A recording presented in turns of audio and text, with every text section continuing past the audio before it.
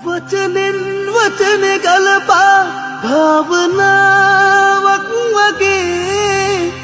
කවියක් ලියනවා මං වේදනාවට මගේ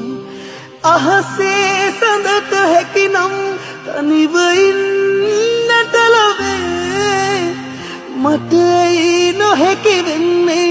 තනිව නම් ඉපදුනේ ආදරේ ඔබට මං මහසයුරටත් වඩා හමු වී වෙන්වීමත් දෛවයේ තීරණයක් අපි ආදරේ කෙරුවත් එක් වෙන්නේ කවදාවත් හමු වී වෙන්වීමත් දෛවයේ තීරණයක් අපි ආදරේ කෙරුවත්